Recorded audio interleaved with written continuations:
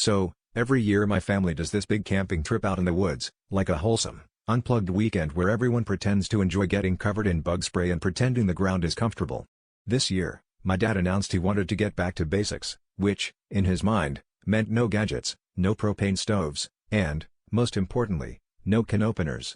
Our ancestors didn't have can openers, he declared, wielding a rock he'd found by the river like it was Excalibur.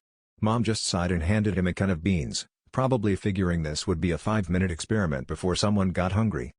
4 hours later, we were all watching my dad, shirtless and sweaty, smacking the can of beans against a boulder like he was auditioning for a very niche lumberjack competition. My sister tried to suggest we at least use a sharp rock, but Dad was adamant that real pioneers used whatever was lying around.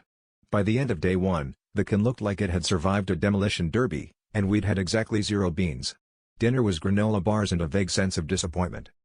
Day 2, Dad's determination had only grown. He'd started talking about becoming one with the can and was now giving us motivational speeches about the virtues of patience and perseverance.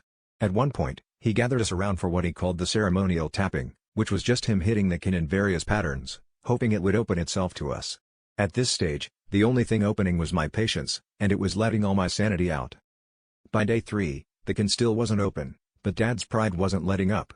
He finally managed to dent the lid enough to let a trickle of beans ooze out, which we ate cold, standing around like a pack of defeated raccoons.